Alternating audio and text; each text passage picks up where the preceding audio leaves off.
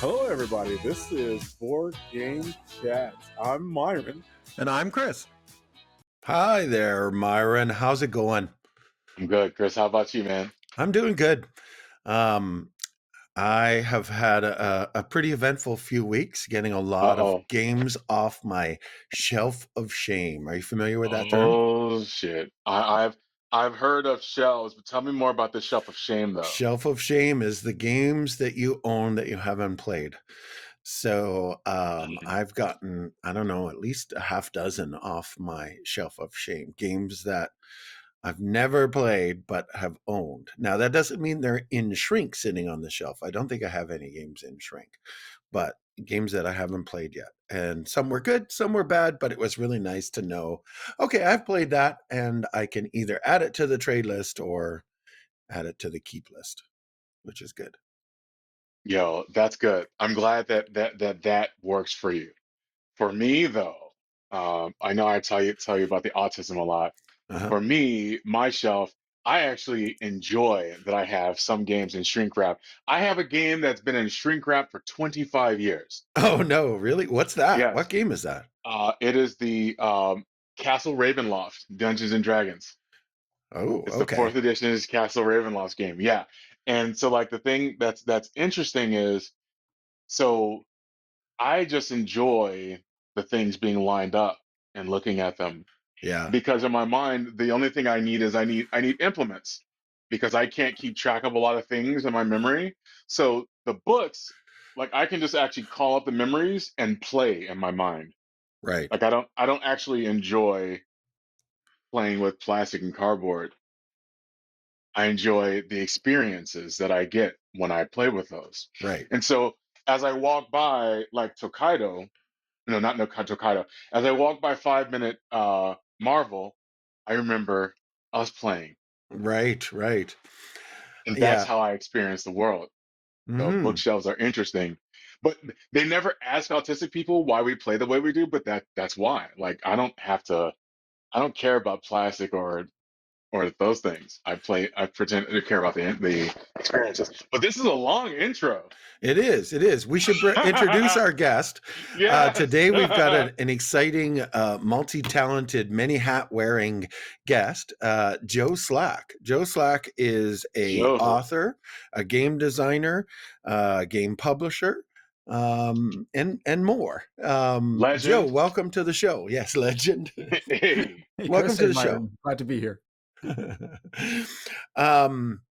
So, Joe, why don't you tell us a little bit about yourself real quick, and then we'll get into all the stuff we want to talk about. Sure. So I've been designing games for about 9 years in total now. Left my day job about 4.5 years ago to do it full time. I've got 4 games published with other publishers, and I've run 3 successful Kickstarters now. 2 have been delivered, and 1 is moving towards production soon. Nice. And I also have written 4 books on board game design. I've developed 3 courses. I taught at Wilfrid Laurier in their game design and development program for a bit. So yeah, I just keeping busy in the board game world. Yeah, you really are. That's fascinating, Joe. Game design. Like I know this is an audible question. When it comes to game design, like how would you describe that to a person that's like explain to like someone in grade 6? How do you game design? Well, I guess let's start with games. Some games maybe you've played. Whether it's Monopoly and Uno or Catan or some of those types of games, board games, and they probably say, "Yeah, I know that," or maybe I've played them or seen them. I'd say, "Well, you got to think somebody made those games, right?" So that's what I do.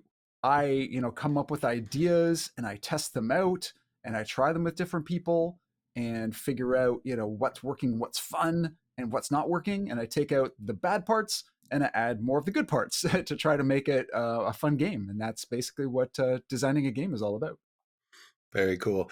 I always say when I'm teaching a game, it's at least half the time somebody will say, it'd be really cool if we did it like this, like some sort of house rule or some new idea that they came in. So I think it's a concept that most of us get pretty clearly, like what a game designer does. I think it's always shocking, I guess, or surprising that that's what you do full time. Like you make a living at that. That's awesome. I mean, we've all heard the story of, the guys who made, Trivial Pursuit or something like that. Yeah. And, they made millions of dollars, but, those are the outliers, right? That's the goal. That's the dream of what you want to become.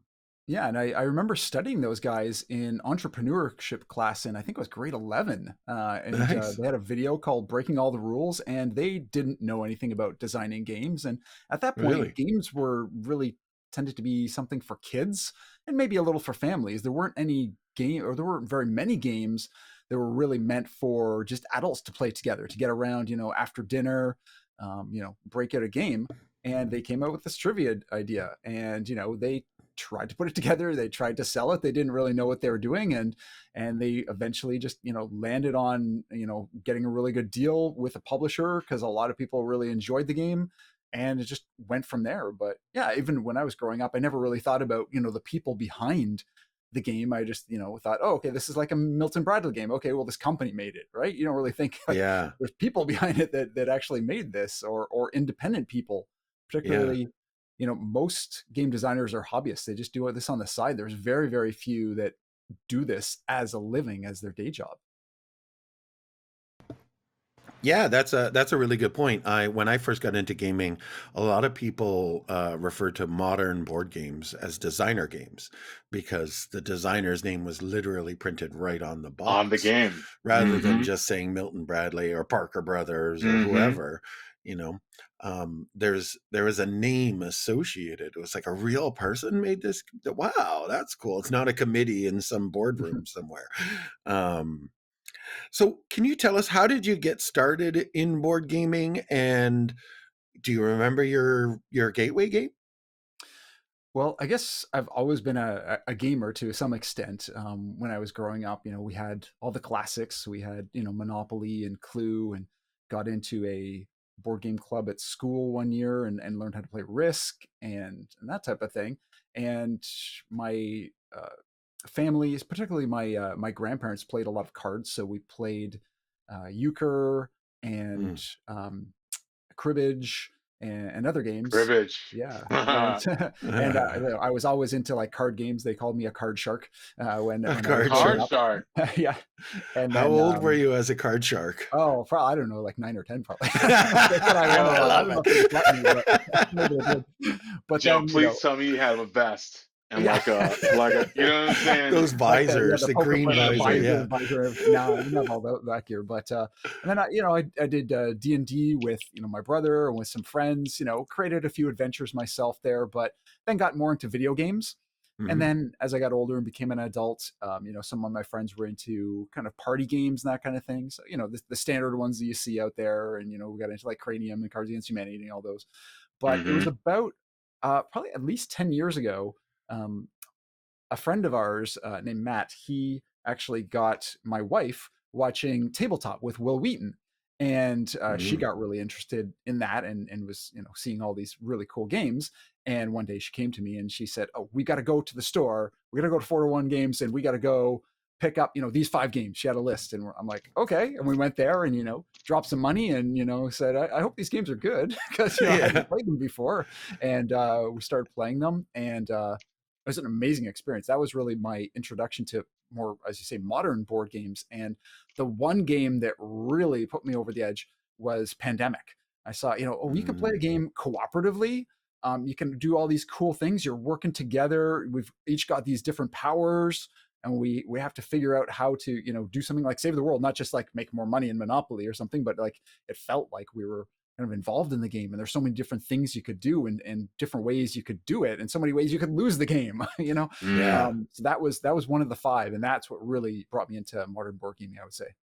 Yeah, and the fact that it was so challenging, right? Like you really have to work together as a group. You can't have one player who's going, "No, I don't think so. I'm going to do this instead." Yeah, which was a totally different experience. And I was kind of like, wow, games can do this. And I just thought, wow, board games particularly have come so far And once you get into it and you play one game, you want to play all the games. So the collection has grown, and just really enjoy playing in those experiences and bringing other people in who maybe only played a few games as a kid, but then they get introduced to all these other games and they have kind of a similar type of experience, like, wow, that was really cool, or I never played anything like this before.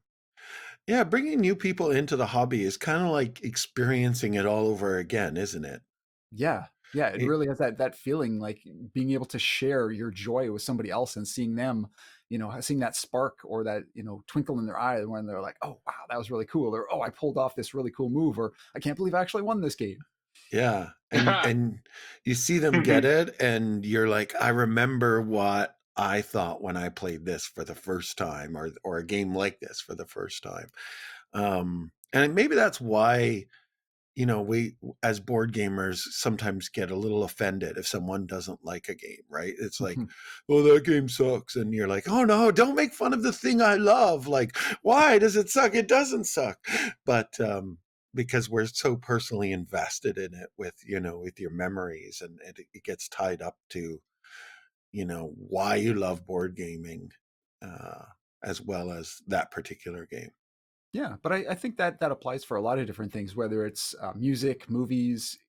Board games are quite the same way. Maybe everybody won't like that game, and even as a designer, I know everybody's not going to like the next game I put out, and that's totally fine because there's games out there for everybody. Whether maybe you don't like games that are very head to head or like super competitive. Well, there's cooperative games. Maybe you don't like. Maybe you don't enjoy people's company as much playing games. Maybe you want to play a solo game to figure out the puzzle experience. There's just so many different avenues you can go down. So if somebody says I don't like board games, well, I think in most cases they just haven't found the right one or the right genre. Yeah. Right. Yeah. So you mentioned that's a super important part. I'm sorry, no, that's okay. Chris. Like I know when someone first told me about board games, I was like, why would I play Monopoly? Like I get stomped. Like I can't play that game really well. Like tell me more.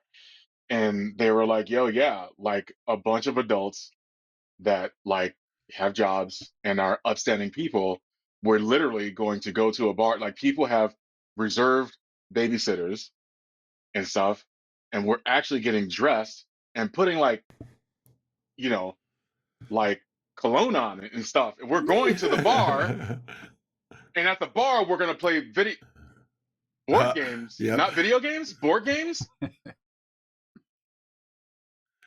Yeah. What was that like? Right? Like that was a moment for me. I was in Chicago, so snakes and lattes hadn't been a super big thing.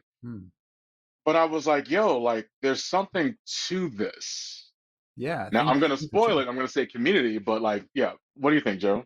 Yeah, I think things have changed. I mean, back in the day, even when we were kids, you used to think of like board games as something you do when, oh, it's a rainy day, or you're at the cottage and you're stuck indoors because the weather's bad or whatever. Okay, well, let's break a board game because there's nothing else to do. But yeah, that's very true. It's changed a lot to people going out of their way to go to board game cafes, to get together with friends to play, or to go to conventions and just play tons of games all weekend. It's like you can just play all the games in your collection, but no, you're going out of your way, maybe to another city, to play these games with maybe people you don't even know. And spending hundreds of dollars to get there too, sometimes, right? And spending hundreds of dollars on games while you're there because exactly, back a bunch. Yeah. Yeah. And it's something that couples are doing together. Like it's, a date night kind of thing. It's the whole experience now has completely changed. Yeah, thankfully that's good. Now you had mentioned your board game collection. I just wanted to get something real quickly. Can you tell us one thing about your board game collection? Whatever you want to tell us. One thing about it. I'd say it's got a variety of games, everything from one player to two player to party games and everything in between. But I'd say that I tend to go more for the light to medium kind of games. You won't find a lot of super complex games that be rated 4 or 5 on BGG in complexity and weighting. I tend to like games that are more shorter play, 30, 45 minutes, maybe even shorter, or maybe up to an hour. But I tend to like multiple games in a night. I don't want to just sit down necessarily and play one really long, like, Twilight Imperium all day. I'd rather play a bunch of different games to get a bunch of different experiences. And then also, if I lose or somebody loses at the end of their night, it's not like, oh, we played one game and I'm 0 for 1. It's like, no, we maybe played like 4 or 5 games. Maybe you had a chance. Maybe you won one of those games. So it's a bit of a different experience. So that's kind of the collection that I've gathered together. Yeah, that definitely describes my maybe not my collection, but it definitely describes my personal gaming style. I like the sort of hour to an hour and a half tops is my preferred. I'll play a longer game, and I like to play 3 or 4 or 7 or 10 games in a day rather than one. Make a day of it, right? So I'm completely on the opposite, right? So like the games that I have, like I talked about the autism, like I get games that like they look nice. Like they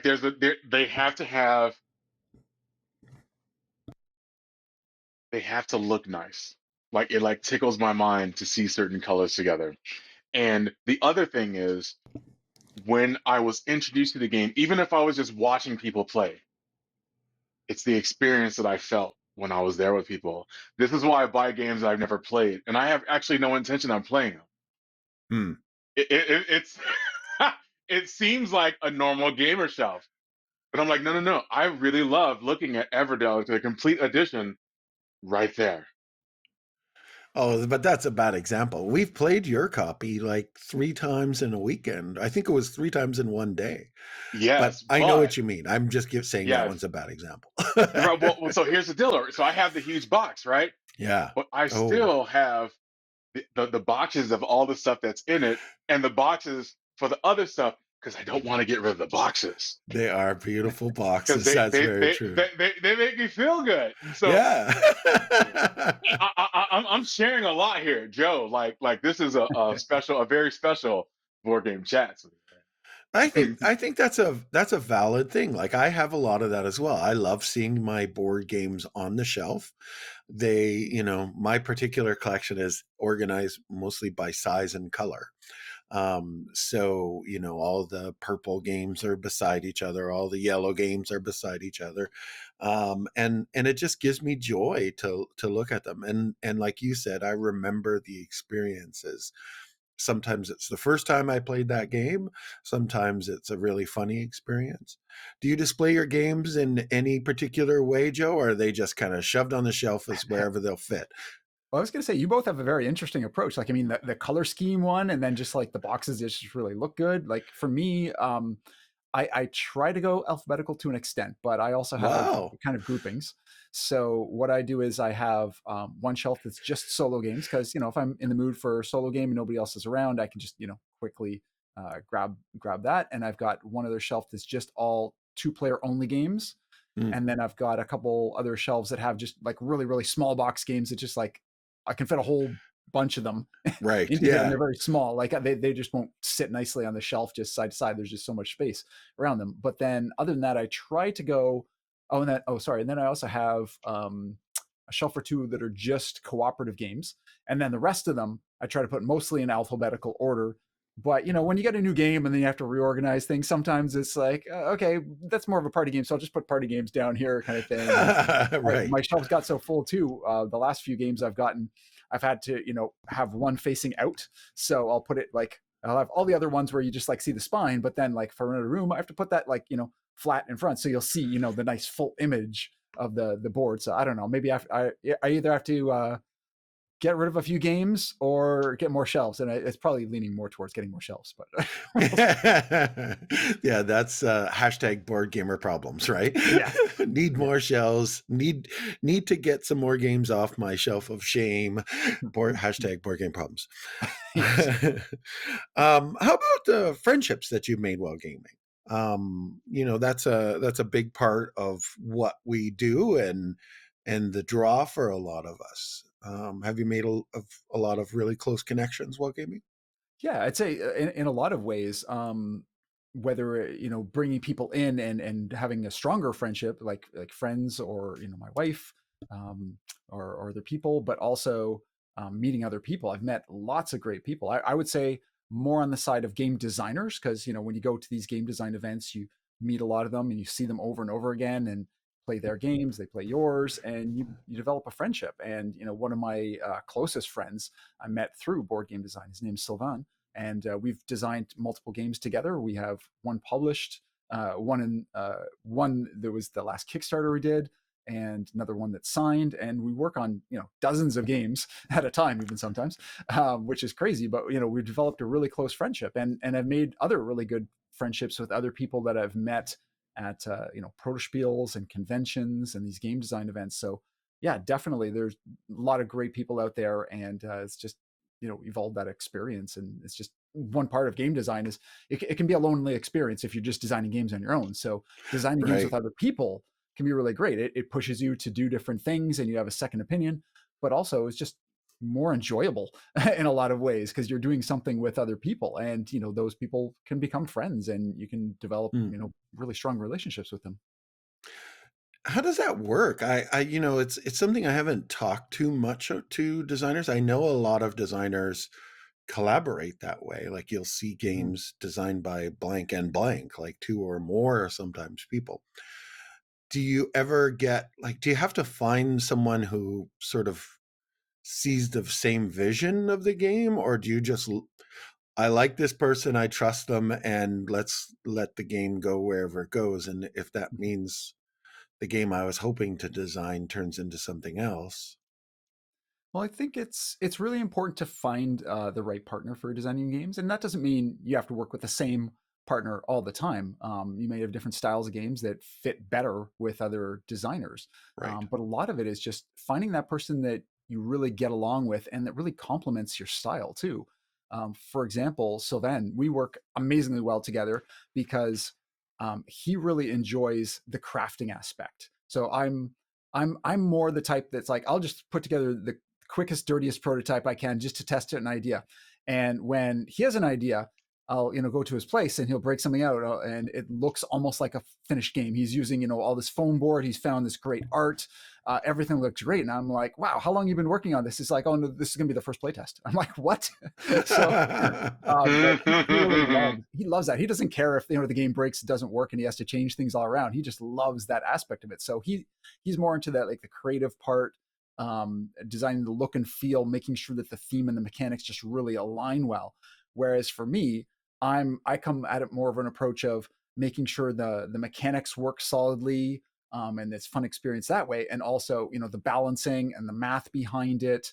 Because I come from more of a math and stats background, but I also bring in a lot of the creativity. But in a lot of cases, he'll have an idea that he brings to me, and then I can contribute to it, and we just develop it. Or I come with a game, and he jumps in and has a whole bunch of ideas. So I think just being open to trying other things and not being afraid to say, yeah, like maybe it was initially my idea, but you have a really good idea there. Let's take it that direction.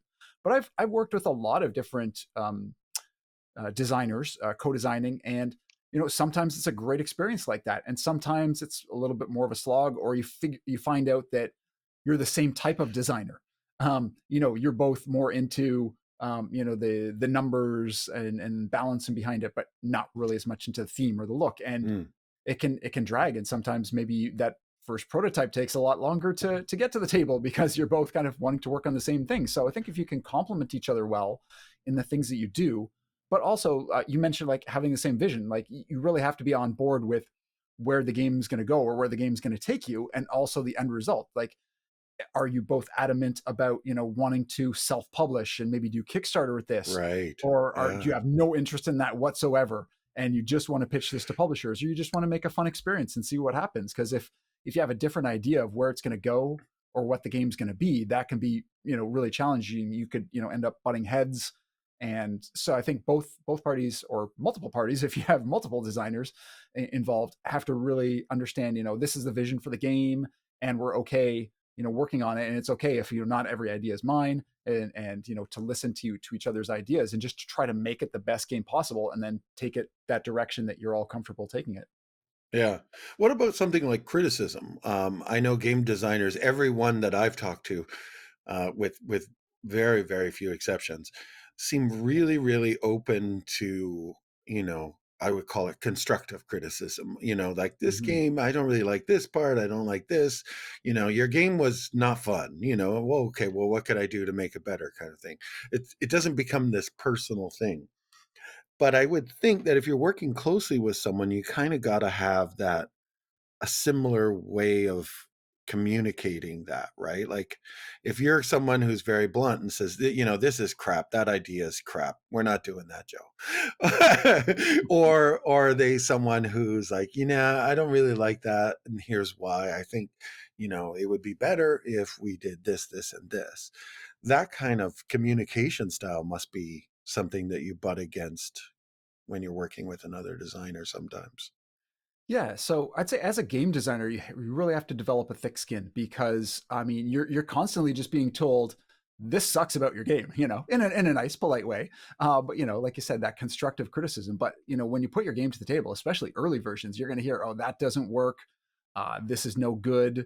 This is unbalanced. You have to be able to take that criticism, and what you're really looking for is, what are the problems? You're not necessarily asking your playtester to come up with solutions, and they shouldn't have to. They want to identify, like, it took too long between turns, the balance is wrong, the economy isn't working, whatever it may be. And so you have to be able to take that and say, okay, well, how can I change that? And brainstorm different ideas. And sometimes they will have suggestions, and I've definitely heard some really fantastic ones that I've implemented.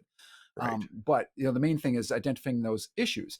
And when you're working with a co-designer, it's just going to be constant. You're going to be playtesting your game. You're going to be trying things out, and you're going to playtest it with them a lot more than probably any other individual person, because you're trying different things all the time. So I think a lot of it comes down to doing it in a polite, constructive way. Because if you're hearing from somebody, oh, that's terrible, that sucks, that won't work, you're going to get kind of discouraged, because you're not getting the feedback on what the problem is, where the issues lie. But if you're hearing from the other person, I think this card's really overpowered because, when I play it, there's nothing you can do to counter it or whatever. When you're hearing those ideas, you have to kind of go back to your experiences and say, well, somebody might have a suggestion. You're like, that's a cool idea, but I actually, already tried that, or I tried this in another game and this is what happened, and it wound up, a worse experience. And then that person can go, okay, yeah, that makes sense. So, communicating in a very polite, cordial way, making sure that you hear the other person, you hear their suggestions. And it doesn't mean that every suggestion that comes in is going to be part of the game, but to say, yeah, let's try that. Or I don't really think that that's going to be the right direction, because I think a lot of it comes down to what your vision is for your game, and trying to align all your decisions to that, whether it's through playtesting or through working with that co-designer. If you have a really distinct idea of, we want the player experience to be this, we want them to have this kind of feeling, we want them to have this kind of experience, because if an idea totally takes it in a way that, it's going to make it a very take that game where everybody's just going to be pounding on each other and taking things away, well, if that's not the intention for your game, you probably don't want to go in that direction, because it's very easy for people to say, like, there's not much interaction, and just be like, oh, well, let's let players steal this from other players and take this. Well, it's going to make your game feel very, very different. And if that's your intention, to make the game feel that way, great. But if that's not your intention, you probably don't want to go down that path. So you have to very politely be able to say, well, I think that players are going to, feel very different. It's going to make the game feel very different from what we actually are intending. And so when it comes to, that's awesome. Like that's a really, really important, really, really, really delicate process. So I do system and service design, and no one knows what it means, and that's okay. but it is design. And I was talking with a designer the other day, and he said, when you are getting feedback from users, when they say something wrong, it's wrong. They know that they're 100% correct. There's something wrong. But when they tell you what the fix is, they're almost always incorrect. And you said that very subtly, but because you've managed this process, you have to manage egos. Like when the playtester is the producer with the cash, you have to be a little more delicate while getting the feedback and honoring the community in that process. So, like, in a nutshell, we've talked with a number of game designers about game design, but like there have been very few people who have the skill set to actually explain like the game design process. So, would you be comfortable explaining like what are the 5 blocks that you use when you're doing your game design, and like give us like one of the journeys for one of the games that you've designed with that process and like what that looks like, if that's cool, that makes Yeah. sense. Sure. Yeah, Does that absolutely. make sense? It does, yeah. Okay. So really, all games start with an idea, and they can come from anywhere. It could be a theme, it could be a mechanic, it could be a word, a name, something you saw, or an experience you want people to have, or even component. It can really come from anywhere. So it doesn't really matter where the idea came from. It just matters the execution of it. All So right. because So a lot of let me people, give you one. Let yeah, me give you a name that I heard in a book that I'm listening to right now. The game is called Boomtown. It's called Boomtown because the goblins they had to they had to actually make space for a bunch more goblins. And so instead of doing construction, they just blew the entire town up. So they named it Boomtown. All right. So that's the theme and the name. Go. So okay. that's step one.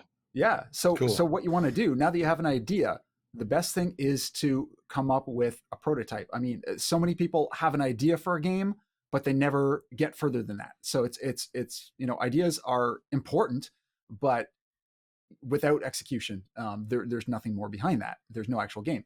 So Yeah. what you really need to do is get that idea out of your head and onto the table, and that's really making a minimum viable prototype. And what I mean by that is just the simplest version of your game. If you have an idea for a game that's this big deck builder or a card collecting game, and there's going to be 300 different cards and they're all going to have different art, don't worry about all that right now. You're never going to make your game if you try to put that all together. What you want to do is make 5 cards, make 10 cards, make 20 cards. Just make a small enough sample of your game. It doesn't have to have perfect art or anything. You could just draw on blank cards, or make up a quick template, print them off and cut them out with just a value, and maybe a cost for the card and what its effect is, whatever you have in mind for what it's going to do. And then just play it by yourself. Just pretend, okay, it's my turn, I'm going to play this card and this is what's going to happen, and see how that works. Play as the next player. You'll very quickly see, oh, this is no fun, this doesn't work, or oh, this part's interesting, maybe I want to take it more in this direction because this is where the interesting part of the game is. And then you're just going to take that and tweak and develop it further. So you're going to say, okay, this is what's working, this is what's not. Tweak it, and then when you got something playable, show it to somebody. It could be a friend, a roommate, a spouse, a coworker, whoever, somebody who's interested, who's willing to just try your game. And it doesn't mean you have to play a 4-hour slog of a game. It's just let's play a couple rounds. Let's see how this works, and then you'll see what somebody else does with the cards or with the board and with the components, and other ideas will come to you. You'll see what's not working. You'll see what interactions are working, what values are way off, that type of thing. And then you'll tweak it and tweak it and tweak it. And that it's really an iterative process. It's really a 4-step process of making something and then testing it out, getting feedback on it, making changes, and then just doing that over and over and over again until you've got a really, really good playable game. And then at that point, when you're getting that feedback, when everybody's like, oh, when can I buy this game? I want to play it again. When it's consistent, not just one-offs, because you can have one play test where people love the game, but one is not enough. You need to be hearing that over and over again. And then okay, my game is great. And then you need to test your rules. So you can do unguided playtesting where you have your rules and just hand it over to people who have never seen your game, never played your game, say, enjoy, play. And you just stand back and you don't answer any questions. They have to figure out from your rules. And that will give you some really good feedback because it's going to tell you, what you explained well, what you didn't. And sometimes they'll play the game slightly differently. They'll take it, they'll just, take something that intuitively they say, oh, let's do B, then A. You're like, well, why did I have A before B? That makes much more sense when you see them actually doing it. So sometimes you'll actually make changes. And then you'll just, tweak your rules to make sure it's good, because ultimately, when your game comes out, you're not going to be there at somebody's dining room table or in their living room to explain it to them. So you need to make sure your rules are solid.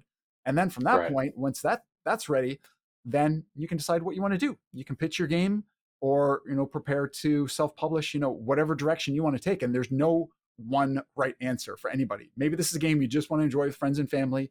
maybe you want to put it out there for a print and play, or just do a small release on like Game Crafter, or maybe you want to make this big and, you know, pitch it to publishers, or, you know, launch it yourself on Kickstarter. And those are totally different directions, and all are totally fine, but they require, you know, different skill sets and everything at that point. But that's basically the steps you go through game design. A lot of it's just over and over playtesting, getting ideas, getting feedback. But always, as we were talking about, honor your playtesters. They are your best resource. So even if they come up with an idea that's terrible, that won't work, or you've tried before, you know, don't shut them down. Don't get defensive. They're not attacking you. They're just trying to help you make your game better. That's what you have to keep in mind. They're trying to help you make your game better. So even if it's not an idea that you can work with, say thank you for the idea. I'll write that down. I'll think about it, and you know, always thank your playtesters. Nice. Now, for those of you who are listening, you may not have been paying attention to that, but Joe just broke down for you. Like, I got at least a 10-step process that actually has given me everything that I need to build a game. And one of the cool things that you said, Joe, is you're like, you don't have to build a game for the market. You can build a game for yourself, for your family, for your friends. Absolutely. And that was that was the amazing part. Yeah, absolutely. That was the amazing part of how you described that. Because you didn't even talk about the pitching, because that's what most people want to talk about when they talk with someone like you. Like, all right, cool. How do I get? No, you need to make games. Yeah. And then come back for part 2. Yeah. Is that a fair? I mean, that's a fair thing to say. And I've actually been told that, like out on the floor. Yo, how the heck did you do this? Well, the first thing I did is I made something and I tested for like years.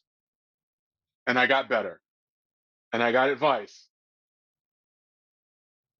Go for it, Jeff. And I wanted to say too, not every game is going to be published. Not every game can be published, and not every game should be published. That's for sure. I have plenty of games on my shelf, you know, especially some of my early ones that are never going to be published, and I'm totally fine with that. I mean, I've heard other game designers say that, you know, maybe 1 out of, you know, 10 games of theirs actually become something decent, and maybe like, you know, 1 out of 100 or a few out of 100 actually get published. And I don't know what the actual numbers are. Those are just anecdotes. But, you know, certainly not every game that I've made is going to be published, and they shouldn't be. Some actually, I have like family or friends that like ask, oh, can you bring over, you know, that dice game that, you know, we really love? And I'm like, sure, yeah, no problem, because I know they enjoy it. But I know in the back of my mind, there's no way any publisher is picking this game up, and I'm fine with that. You know, it's all an experience. Your first game's not going to be your best game, and it probably shouldn't be. You're going to get better at it as you go along. So don't be afraid if, you know, your first game is not a success, if you don't get it signed. Use that as an experience. And the important thing is to get one game finished, because it's so easy to start an idea, get a new idea, start on that, get a new idea, because those shiny ideas are the most exciting part, right? Oh, I've got this really cool idea. But if you don't bring any game to completion, you haven't actually made a game. Like you've made parts of a game. But I think it's really important for a first-time game designer to complete one game before they get too wrapped up in all these other ideas, so they can say, yeah, I've taken one from start to finish. I know how to do this now. And then they can work on that next game and that next game. And don't start with, you know, the big kitchen sink game where you're going to be throwing everything in. Start with something small and manageable, a small card game, a bluffing game, whatever, that you'll actually bring to completion. It's got to be something you enjoy and that you're going to want to finish that creative process with. But, you know, if you have this big, huge legacy game with all these stories and a comic book that's going to go with it and everything else, save that for a little down the line after you've developed your game design chops, where you can actually make that game. Right. Yeah. And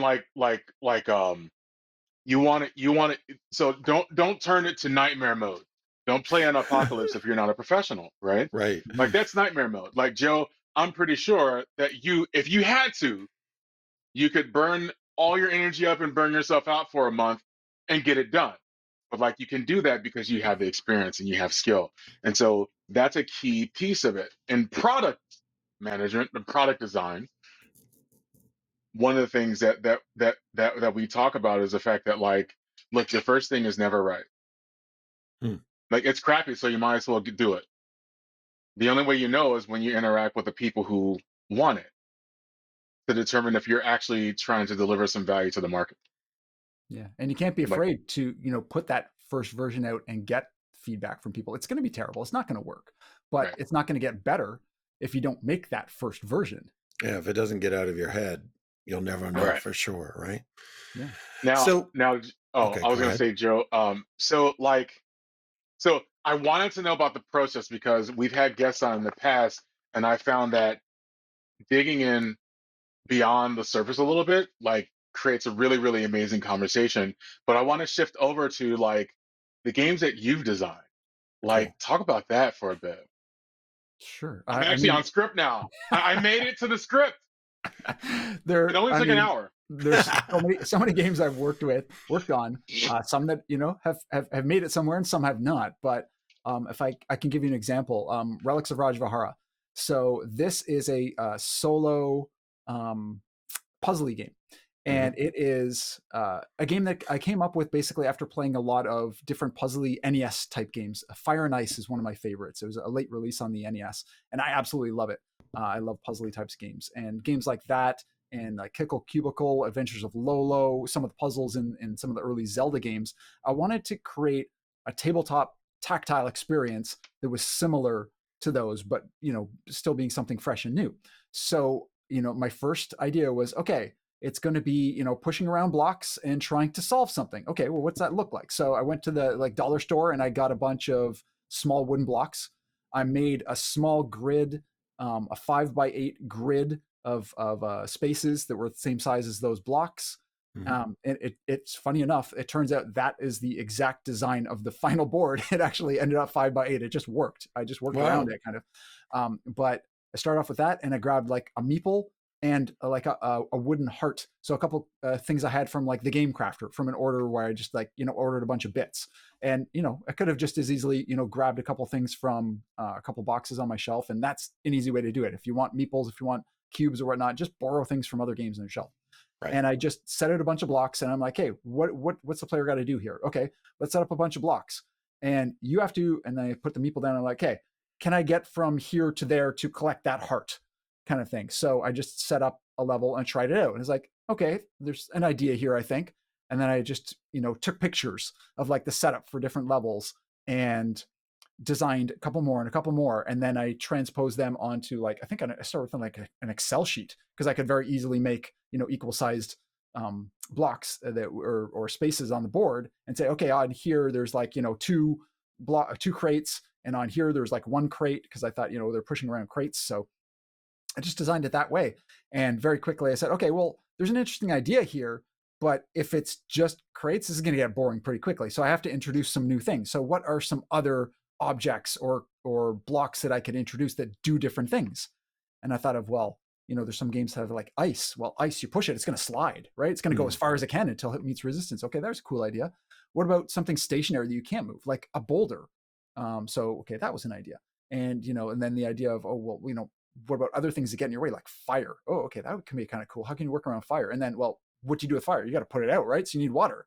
So all these ideas kind of came to me, and there was other ideas that I think I dismissed or tried and didn't work. Definitely with the expansion, I tried other things, the bridges and moving characters that kind of came after you or blocked you, that just didn't work at all. So you have to throw out some ideas.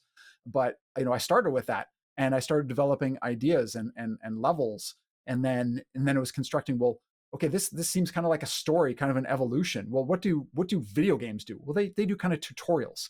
How do you start from one thing to the next? So maybe in the start you learn to walk and run, and then you grab a rope, and this is how you like whip something, and you can climb, and then this is how you shoot or whatever. So they introduce one thing after another. So I said, how could I do that in the game so I'm not overwhelming people with all these mechanics and all these types of blocks?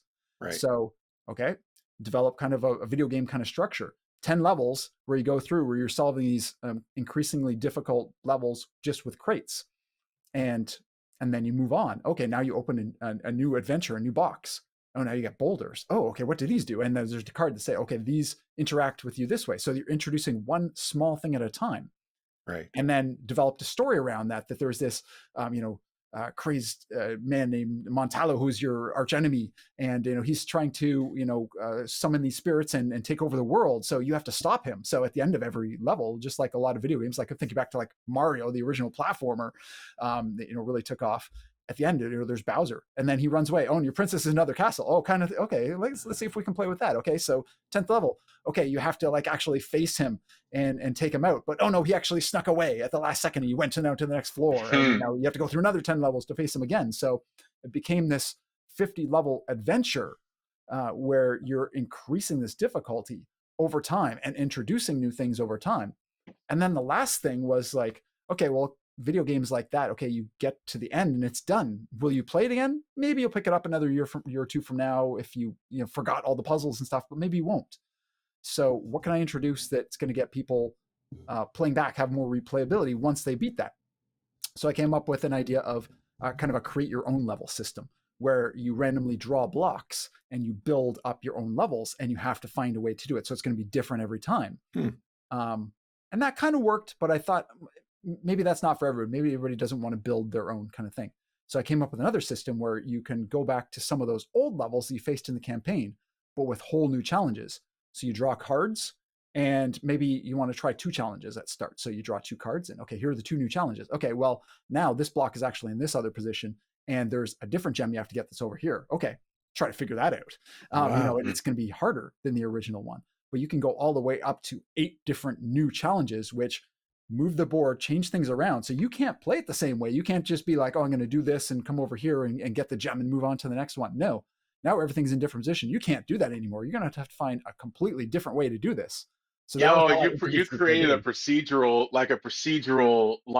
board stage for like replayability. Like, yeah, I know you were literally describing that, but I'm like, the way that you describe it though, like I'm actually there and it makes sense that you added those different pieces. So you just described creating an algorithm without the jargon. Yeah. Like, it's almost like you know how to tell normal people how they can be different kinds of people if they just apply knowledge that you have. Yeah, I think that's something that I always try to do, because there is so many technical terms, and a lot of game designers will talk in mechanics. So another thing, if you're ever pitching your game, try to talk about like the theme and the feel and that type of thing more than mechanics. Because if you just come out, oh, it's a worker placement game that has a rondel system and everything, like maybe if you're like a hardcore gamer or game designer, you understand that. But other people are like, yeah, what am I? What am I trying to do? Why am I in this game? And in my previous life working in healthcare, I had kind of a role as like a liaison, because I worked in kind of a technical role where we were analyzing a lot of data and that, but it was in a clinical setting. I was working in a hospital, and doctors and nurses and other healthcare workers, they don't necessarily understand all the same things. They don't understand, statistically significant and other terms. So a lot of it was taking data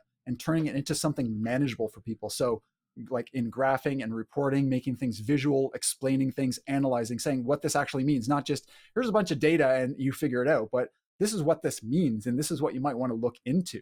So a lot of what we were doing in our department, and what I tried to do, and I was a liaison between the clinical side and my team, and also between our data warehouse team and our team at various stages, was translating that information into something that makes sense to somebody else who doesn't have that jargon or technical understanding. Right, because those people, they may not have the jargon for what you do, but like you're literally in a lab.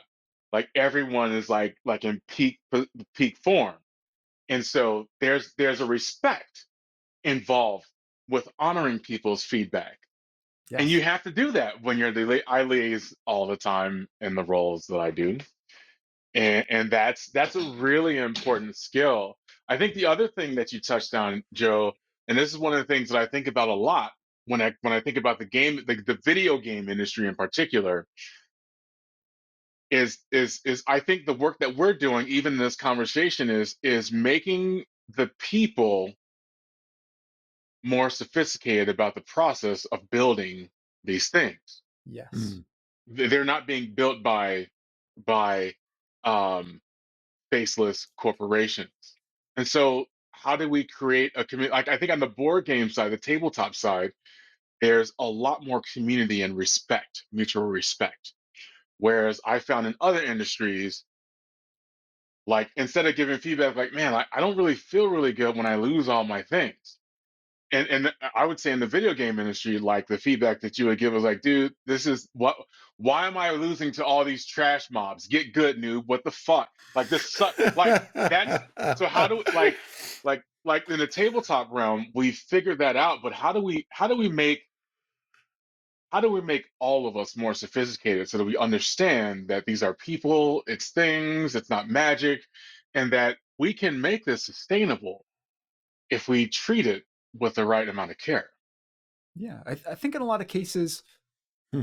especially when you're working with like multidisciplinary departments and people, most of the time, or a lot of the time anyways, we all kind of want the same thing. We want, you know, the best outcomes, we want the best results, but people are coming at it from a different place and they might not have the understanding. You know, like in a clinical setting, somebody may say like, this is really important that we, you know, gather this information or capture this. And then on, you know, the data side, they have to figure out, well, what does that mean? How do we go about doing this? And they have to understand when they implement something, how it's going to impact the frontline workers' workflow, for example. So, you know, I'm sitting here, I don't want to be sitting here documenting for an hour. I want to spend time with, you know, my patients. I want to, you know, better the system. I want to do, you know, all these important things. I don't want to spend time doing all this, or, you know, it doesn't capture it in the right way.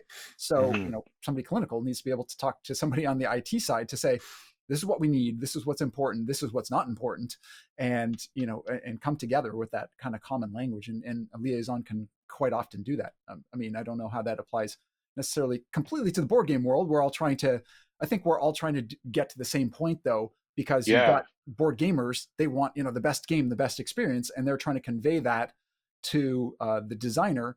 And in some cases they have the language, and in some cases they're just like, no, this just doesn't feel right. But it's up to the game designer to interpret that and say, okay, this is how we can get it feeling right. Right.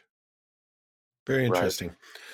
So, what I was wondering is, would if I gave out the list of games that you've designed, could you give us like a little sentence for each one, what the game is about, how it works, and sure, yeah, really brief? How does that sound? Sounds good. So your first game, and correct me if I've got any of this information wrong, because I'm just pulling it from BGG. But your first game was Cunning Linguists. So it's actually Cunning Linguistics. Linguistics. Thank you. So yeah, it's actually it was actually my first game I ever created, and it actually went nowhere. It was my first Kickstarter. It failed. So and I say that's totally fine. You know, this game is dead. It's probably not going to go anywhere, and I'm totally okay with that.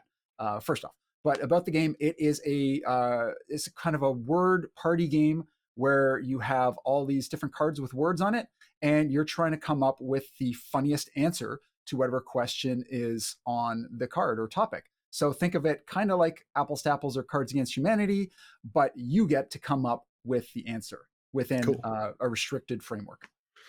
Cool. That's Cunning Linguistics. Thanks for the correction there. No worries. The next game was Kingdom's Candy Monsters. Yeah, this is a game where you are going to the woods and trying to lure monsters to your team, but they all eat candy. So it's and it's actually an engine building game where you are trying to get more powerful and earn more candy, so you can. But with the restriction that you have to throughout the game feed your monsters sugar cubes. So it's a balance of having enough sugar cubes on hand to get the lure the monsters in, feed them, and build up other abilities that they have without having them run away because you have nothing to feed them with. Love the theme. That sounds like fun. Yeah, that was a fun one to work on. And that one came a long way. That started out as just like a simple party game where you're just like kind of like drafting cards, and there wasn't much to it. And I worked with my designer. I was like, I think this could really work with like an engine build, kind of like a Splendor kind of a system. And he's like, yeah, let's go for it. So great experience. Nice. Now this one I've played and I really enjoyed it. King of Indecision. Yeah. This is a game where you are a noble and you are trying to appease a king who's constantly changing his mind. So you have to wander around with your workers and collect the different things he might want. He might want silk or spices or something or gold, and you have to collect things and put out your offerings in time before he changes his mind and moves on to the next thing, which you have an idea of when he's going to change his mind, but you don't know exactly when. So it's a kind of a push your luck game around how much you want to collect versus when you're going to offer to him. Yo, Cool. can we have a Myron version of that? I knew that was. I knew Myron you of would laugh Indecision. at that, That might be a retheme. Chris. You have to figure out like what he wants, and like it's never correct, but like you might win, but like it's and I change constantly also. It's a guessing It's game. just called Myron. Yeah. Yes. Life with Myron. There you go. The next game, I love the title, Zoo Year's Eve. Zoo Year's Eve. This What's is a fun that one. about? This is a bluffing card game where you are trying to get all your animals snuck into a New Year's party, and so it's all about bluffing and trying to say, "Oh, I've actually got this animal," and calling each other out when you think that they're bluffing and lying. So saying that, "Oh, I've got some penguins that are going into the party right now." No, I don't think that's a penguin, and getting caught. And you're trying to be the first one to get rid of all your cards first. Very cool. I think I've watched a little bit of you playtesting that at one of the Could be, yeah. events years ago, but I'm not sure. Maybe. Now, the next one I'm going to have trouble pronouncing. I can never seem to get it right. You want to give us the title? Do you want me to do it for you? Yeah. Yes, please. It's Relics of Rajavihara, which is what I mentioned earlier. That is the solo puzzly campaign style game where you're basically turned the video gaming puzzly genre into a tactile in-person experience. And it has a lot of different levels. Do you remember how many? It's like it's got tons of replayability. How many? It's got 50 levels in the main campaign, and then basically thousands of different combinations of different challenges that you can take on afterwards. And then there's some extra bonus levels as well. I believe there's 30 extra bonus levels that came in it that I added along with the Kickstarter. So 80 plus is Pretty what you're much. looking at for that game. And that's the base game. And you also have an expansion. Montalo's Revenge. Did I say that right? Yeah, Yes, that's right. okay. So Montalo has come back. Well, actually, you defeated him in the first game, but his son is back and is plotting his revenge on you. It was all Montalo's plan originally.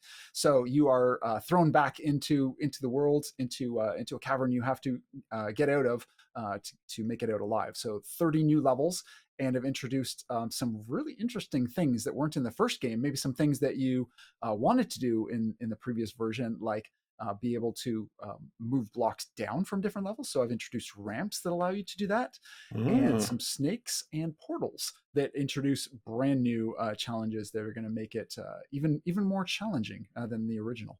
Very interesting. 4-word thinking. So 4 as in the number. 4-word thinking.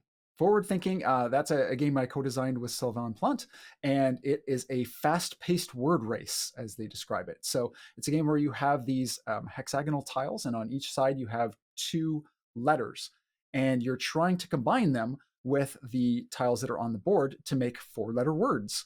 Not necessarily bad 4-letter words, but that was actually the original name, was 4-letter words, and it kind of gave the wrong impression about the game. So it is very family friendly, and you're just trying to real time put on or put together 4-letter words as fast as you can and get all of your words out faster than all your other opponents. Very cool.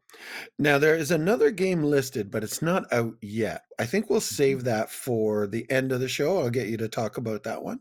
Sure, sounds great. Is that good? Okay. Yeah. But we've kind of talked a lot about game design. We would be remiss if we didn't talk about, you teach game design in an online course that you've developed. Yeah. And on top of that, you've written 4 different books on board game design. So sort of a long-winded question. Can you talk to us about your course and the books that you've written? For sure. Yeah. So the first first course that I introduced was the board game design course, which is really a game design 101 course that takes you right from an idea through creating a vision, creating your first prototype, playtesting, iterating, and developing it to the stage where you can make that decision and give some advice on whether you want to pitch or publish your game or just enjoy it with friends and family. So that was the kind of the intro course. And since then, I've created 2 more courses: the Creation to Publication program, which I run twice a year generally, and that is for designers who have their game pretty much finished and they want to pitch to publishers and they don't know how to go about doing so. So we walk through making sell sheets and pitch videos, finding the right publisher for you, and then working through signing your game and working through the ins and outs of contracts. And then my third course is the Crowdfunding Success course. That's the latest one I introduced, and that's for those designers that want to self-publish. If they want to, kickstart their game or run it on another platform, how to go about building up your audience, getting everything ready, launching with success, and then what to do afterwards too, which a lot of people don't talk about, is actually manufacturing, getting the game actually out there to people and keeping communication and everything. So those are the courses. And then I've got 4 books as well. My first book came out just over 5 years ago. It was the Board Game Designer's Guide. And that was really the culmination of my first 4 or so years of game design, just putting it all together. I realized that there wasn't one single resource where I could go to. I learned from so many blogs and podcasts and just experience on my own. And I said there was no real one place to go that I ever found in amongst all the books and everything that I read. So I wanted to put together something that really encompassed everything: how to design a game from start to finish. So that was kind of the start of things, and that was before I even left my career for game design. And since that, I've put out 3 other books as well: the top 10 mistakes that game designers make and how to avoid them, which goes into all the issues that you can go into with game design and the wrong rabbit holes you don't want to head down, and then a guide on getting published. So talking about pitching to publishers, and then careers in the industry. So for those that maybe they decided that game design is not exactly the right match for them, but they want to work in the industry. Well, what are all the other things? If you want to do something within the board game industry, or something adjacent like what Chris does with Geeky Goodies, making peripherals and really cool stuff for gamers, and just kind of went through all that. And those are my 4 books, and I'm working on right now the 2nd edition of the Board Game Designer's Guide, which I hope to have out in March. And the one thing I hate is when you pick up a new edition of a book, especially like I definitely experienced this in university, where it's like, oh, well, this course requires the 10th edition of the book. Well, what's the difference from the 9th edition? Oh, they just, moved this chapter to another place or something, so that all the numerical references to pages, don't line up, basically. I hated that. And I said I'd never do that to anybody. But in this new edition, I've put in about 33% more content. I've added, I think, 14 new chapters, and I went really, really deep in a whole new section, which is turning your game from good to great. So that was the one piece of feedback. Was some people thought that they wanted a little bit more in depth on very specifics on game design. So I went into a lot more on how to develop like victory conditions and balancing your game, and a lot more stuff in there. So that's going to be coming out in March. Very cool. Where can people get the books that you've written? If you check out boardgamedesigncourse.com, you'll find the links there. And if you're looking for the digital versions of them, the ebooks, you can download them directly there. So if you're going to get them in ebook format, I suggest going there. But otherwise, you can also find my books on Amazon. You can find both the print and digital versions there. And I have 2 of my books actually were picked up by publishers. I self-published them initially, but they've been picked up by another publisher. So they're going to be re-released and reformatted. And I think that's going to be coming out sometime in February, I believe. I don't have the exact date, but those ones are not available currently, but they will be back out on the market very soon. Very, very cool. That's cool. And so just to get back to your course, you've got a course that is like Game Design 101. Would you call that for beginners? Yeah, that's for somebody who has an idea but has never done a game before. Yeah, I think it's best for somebody who has an idea or has maybe started to work on their idea and doesn't really know what to do with it next. I wouldn't recommend it necessarily for somebody who's, got their game finished and is ready to pitch or self-publish. My other courses are really meant for people who are a little more advanced and have got their game to that stage. Creation to publication is for somebody who has a game and they want to get it published by someone else. Yes. And then you've got crowdfunding success. And that is for someone who wants to publish their game themselves and they want to do something like Kickstarter or some other crowdfunding and that kind of thing. Exactly. Yeah, and that really walks you through all the stages, because it's not just the Kickstarter campaign and making a page. There's so much that goes into it beforehand, developing your game and building your audience, getting everything, your reviews, manufacturing, everything figured out well before you launch. And then all the things that come afterwards, like getting it manufactured and getting it shipped and delivered to people, and all the issues you can run into, and trying to help people through so they don't run into those same problems. Very cool. So, I mean, you've really got the full experience, the whole gamut of what, somebody who's looking to design a game or wants to become a game designer of what they can learn from your course. That's what I hope for. I mean, I kind of said last year after getting the crowdfunding success course out, I kind of said, I think I've covered all of the things that really need to be covered. I could always add, more content to the courses, which I intend to when something comes up that's interesting or that's changed in the industry. But I think those three things really cover everything I want to cover. So, I've kind of said to myself, okay, no more courses. I'm going to focus on other things, focus on my games and just helping people in other ways. And what's the web address for the course? Again, boardgamedesigncourse.com is where you'll find everything. I also write a weekly blog, so free blog and free resources on there, and guides that you can download. And then I've also got my my courses and my books, the ones that are currently available on there as well. Very, very cool. So what's next for you, Joe? What are you working on now, and what's coming out next? It sounds like some book stuff is coming out, some new editions and republishing. But besides what you've already mentioned, what's next? Yeah, aside from that, the big thing that I'm working on right now is the Board Game Design Virtual Summit 2023. So this was an event that I started back in 2020, kind of in the heart of the pandemic. I had this idea for kind of bringing people together, and from all sorts of people in the industry, from publishers to designers to content creators, rulebook writers, everybody across the industry, and doing interviews with them and Q&A panels and having people ask them questions and just learn more from the experts in the industry, maybe areas that, I'm not an expert in, but I can bring other people in. And it was a huge success in 2020. I had well over 500 people attend. Wow. People really loved it. And I had even suggestions, it's always, about that feedback, just like being a designer, about making it, video interviews rather than audio. So I changed to that format, and having more interaction. So I opened like a Discord server and that type of thing. So I launched again in 2021, bigger and better. And then 2022 was a little bit of a busy year, and I wanted to do it justice. So I held off till February. So the 2023 summit is coming up February 21st to 27th. 12 interviews with some amazing people. I've got Bruno Cathala, who's the designer of King Domino and a bunch of other games. Alan Moon, who did Ticket to Ride. Flat Out Games collab, who did Cascadia and one of my favorite games, Calico. And I've got Gabe Barrett from the Board Game Design Lab, Andrew Lowen from Crowdfunding Nerds, Leslie Scott, who designed Jenga, talking about that experience, Nice. And Joe, yeah, like, not for nothing, if you need like an opening act to warm anyone up in between any fillers, you know what I'm saying? Like, Chris and I are really good on with the crowd. I'm just saying, shameless plug.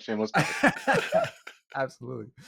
No, but it's a really fun event. I've done it a few times, or a couple times in the past before, I should say. And it's basically every day 3 new interviews get released. So you can come and just like watch them. It's not live or anything. You don't have to be there right on time for it. 10 a.m. I just release 3 interviews every day for the first 4 days. So there's a dozen interviews, and you can join for free right from my website. You can check out the link for the Virtual Summit 2023. But you can also get a paid pass because I have extras as well. So I've done a bonus interview with all of the guests as well, and we're going to have live Q&A panels as well. So if you buy one of the paid passes, and right now we're on early bird, but only for a few more days. So I don't know, this might come out after that, but you can still get in at a discounted price because after the event, the price is going to be going up as well. But you can own this for life. So if you can't attend or you miss some interviews or you want to get all the bonuses, join in the Q&As, you can buy passes as well. And I also have one pass in there that's the ultimate pass that includes the board game design course, the Game Design 101. And it's actually only a little bit more than the course would normally be. And with that package, I extend the community in the course to 12 months. It's normally 3 months in the community you get with the course. And I also do twice monthly Q&A calls, group coaching calls with all members from all the courses. So if you get in with this, you basically get 24 calls with me to chat about game design, to talk about your game, rather than the normal 6 that you get in the first 3 months, as well as the whole summit package with all the Q&As and everything as well. So it's a really fun event, and I've got a Discord open too. So we're going to be doing playtesting, networking, chatting. I'm going to be there most of the times, most of the waking hours, to just chat and playtest games as well. So always glad to chat with others there. Wow, that is a lot. That is an impressive amount of stuff that you're working on. That sounds like a fantastic event, the virtual summit. Do you want to give, a little plug for the virtual summit, like where people can find out some more information, get pricing, tickets, if they're going to be available by the time this airs, that kind of thing? For sure. Yeah. So you can find it on boardgamedesigncourse.com. I've got a link for resources, and you'll see a link right there. It says new virtual summit 2023. So that's where you can go there, and you'll go to a page that has all the information, has all the guests, the lineup, the timing, and everything. And I've got 3 different passes. So I've got the all access pass that allows you to basically lifetime access to all of the interviews. And just before and during the summit, that's $57. And then there's the platinum pass for $67, and that's got everything that comes with the all access pass, plus all the bonus interviews as well. And I should mention both of those passes as well give you access to the 3 Q&A panels. So we're going to have at least 3 guests on each of those panels where you can ask questions for about an hour or so. And then the final pass you can get is the ultimate pass, and that's the one I mentioned that has the course involved. So that includes the course, the extended community membership, bonus interviews, the Q&As, everything. So you basically get the board game design course, the Game Design 101 for just barely a little bit more, with the extended community membership, and as well access to the summit, and that's $167. Very nice. Very cool. Thank you. Anything else that's on your to-do list in the next few months? I know of one thing for sure. One thing for sure. What could that be? Is that 13 minutes? Or is it 14 minutes? 14 Frantic Minutes. Yeah. So 14 Frantic Minutes is going to be coming out. That was our Kickstarter from 2022. Right now, as we talk, we're getting close to entering production. We've got the sample and everything worked out. Don't want to give too much of a spoiler, but we're working on something else with that's pretty exciting.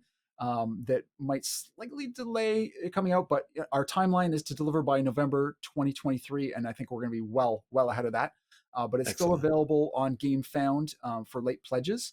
So let me tell you about 14 Frantic Minutes, what it actually is. Please. So it's a real-time chase and escape game where you and your friends have been basically working on this climate change solution, but it turns out you've discovered it's actually a doomsday device. So the evil eccentric genius you're working for, you found him out, but he's just found you out too. So you have to very quickly race through a number of rooms using only the circuit pieces you have in your pocket to connect different circuits to unlock one room to the next to get out. You have to go through a series of 7 rooms, and the whole time this evil genius is chasing you. So every 2 minutes, he's going to advance into the next room. If he ever gets into the room you're in, you're caught, and it's game over, and humanity is doomed. No pressure or anything. No pressure. But if you can get through this series of 7 increasingly more difficult rooms, then you'll escape and alert the world, and everything will be safe. So it's a really fast and frantic games. Rado said this is truth in advertising. 14 frantic minutes. That's exactly what you're going to get with this game. Excellent. And is that cooperative? Yes, or it's a fully app driven, cooperative I game. guess. Yeah, it plays 1 to 4 players, so you can play it solo and you get access to all the pieces. Or the one thing we've done to make sure that there's not kind of like the alpha gamer or like the dominant gamer aspect is everybody has their own set of 5 pieces if you're playing 4-player, for example, and you can only ever touch your own. So you have to work collaboratively. You're never going to be able to solve anything by yourself. And then if it's less players, then they have access to more pieces, right down to solo, who has access to all 20 pieces by themselves. I love it. I'm excited about this one. I read the description and I was like, oh, this is a game that I think Myron will enjoy. He is a fan of those real-time, frantic, crazy games. And the box cover for 14 Frantic Minutes, you've released that. I can talk about that, Yes, right? sure, yeah. Yeah, the artwork is fantastic. Like it's like this mad scientist on the cover. He's the evil guy, I imagine, who is on the cover, and it's exciting. Like the game sounds exciting and it looks exciting. Oh, thanks. And all the credit to Tristan Rawson, who is my illustrator, graphic designer, and artist. He did all the art and everything, and made the game look amazing, as he always does. He also did Relics of Rajavihara and Montalo's Revenge, and great guy, and does some great work. Yeah, and he's a great artist. It's electronic also? Okay. No. Well, it's like it's a circuit. Yes. So I'm an electronics engineer, technician from the Navy. So I was like, it's electronics. So like you're in the lab and like, Yes. I thought you meant an electronic game, like one where you need like an app or something. No. You don't need that. But there is a soundtrack. No, right. There is a soundtrack that comes with it too. Okay. Excellent. Which basically alerts you. You have this kind of ambiance in the background. Right. And then it picks up the pace, so when you're getting closer and closer until you finally hear his footsteps come up, cracks the door, and gives the evil laugh, and then that's when he's just advanced to your next room as well. But yeah, it's all about connecting these circuits. I love games. So like I was like, okay, that game sounds like awesome. So let me stop being distracted and let me look. And I looked, and it was like, boom, the theme. So I don't actually have to. So I love games that I can show up, and it happens to be a career I had. So I understand the theme. So like all I need to understand then is what the winning condition is. I love games, and it's only 14 minutes. Like the game plays itself. These are the games that I love. Like Myron is my target audience. Yes, that's why I wanted to make sure we talked about this. Yo, Chris, that was. I think you've already sold a copy of this game. It's just a matter of when it's available. Dude, maybe like, 2 seriously, copies, one to me as well. I just realized why the theme is so important. Oh, okay. Yeah, there you go. Theme does matter, as we say at Geeky Goodies. Because I'm a radar tech. I used to do that. Yeah. And so I'm like, yo, I get to run around and like no one's gonna die if I like break something. And I just get to do electronic circuits anyway. Sorry. That's awesome. I love games, and I love designing games too, where the rules where it's light on rules but big on fun or strategy, and very much like when you open 14 Frantic Minutes and you look at the pieces, you can tell right away exactly what you need to do. You're like, oh, I got to connect these to here, and these are the pieces I got. Like, it's just so intuitive. Like that's one thing I love about a game like this. You can just crack it open. You don't even need to look at the rules to be able to say like, okay, I already understand what I need to do, and then okay, let's just go through the nuances. Okay, you can do this, can't do that. Okay, makes total sense. And so for you live for that moment that happened right there when a person tells you, I was actually a radar tech, and I love the idea of like, that looks exactly like my circuit boards, because the kind of stuff that I use as a radar tech, it's the shit that can actually shoot lightning across the room and pull you in. Like, right? Like that's how electricity works. It's like, it works real fucking crazy. But like at least I could tell that moment was very satisfying for you, because the experience, my head is exploding and I love it. What does that feel like for you when it seems like, yo, that's what's up. Like, how does that feel for you? I don't think we've ever asked a designer that, Chris. Yeah. Oh, so when I pick up a game and I'm like, oh, that theme is just No, totally me. when someone else, so like Oh, right then, no. you introduced me to 14 Frantic Minutes, and I was like, oh my God, this is perfect. And I understand the theme. And I used to do this, and this honors this career that I can't do it. Like, When how's it for someone you? geeks out about a game you Yeah, designed, how does that feel? That That's feels yeah, because amazing. it's Yeah. this game is really meaningful to me. Like, so like, what is it for you when that happens? It feels amazing, like to find somebody who it just resonates with, or they can just completely relate to. I'm like, wow, okay, I've found somebody who who gets this, who really can really immerse themselves in this experience, and having them said like, yeah, like this like ticks off those boxes, or reminds me of something, or oh, I can totally see myself doing that. Like that's just an amazing feeling. Like it might not have that feeling with everybody that you share a game to, but when you do, you're like, wow, okay, I created something. At least there's one person out there who's like, yeah, this is the game for me. Like I can't wait to play this. That's an amazing feeling. Yeah, Joe. So like literally, my office is actually nicknamed the lab. Nice. Yeah, Myron is your target audience for 14 minutes. Yeah, I must have it. Yes, Chris, I'm there because I saw the mad scientist artwork, and I was like, oh, I've got to read more about this. and it's like even right now we're playing the game King of Indecision, because whenever we go to play something, Chris is actually playing that game to set up for me. And so I suspect that, Chris, you knew that I would love that game. That's why you saved it to last. Chris is awesome, man. I knew that you would love it, and I knew that it would be for you.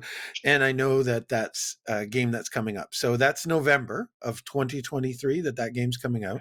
So there's Myron's Christmas present already done. Hopefully even earlier. Yeah, we're going to be into production soon. So hopefully we'll have it out there earlier. Cool. That's awesome, Joe. Awesome. And the thing I like to ask as we close up all our guests is, if you don't mind, where can people reach you, reach out to you, contact you, and find you? Where can people contact you online? Absolutely. Yeah. The best place is boardgamedesigncourse.com. That's, where you'll find all my resources and a link to, join my email list, get some great additional resources that'll help you as a game designer. And yeah, that's probably the best place to find me. If you're looking for things related to game design, if you're interested in checking out my games, I have another website, crazylikeabox.com, and you'll see the ones that I have out and some of the ones that are in progress as well. Perfect. That's awesome. Well, Joe, this has been really interesting. I love talking about game design. I'm not a game designer. I do have a couple ideas, and we've talked about this. I have a couple ideas in my head, and I can't. I'm your ideal course participant, because they're just stuck in my head, and I can't seem to find the time or motivation to get them out of my brain. But even if I'm okay if they never come out of my brain. Mm-hmm. But I am fascinated with game design and the process behind it, and the creativity and the problem solving and all of that. And so it's been a real pleasure getting a sneak peek into that process and hearing about the enormous wealth of things that you are working on and helping the game community with. So thank you for that as well. Thank you. Oh, Chris and Myron, it's been a fantastic time talking to you. I really appreciate you having me on the show.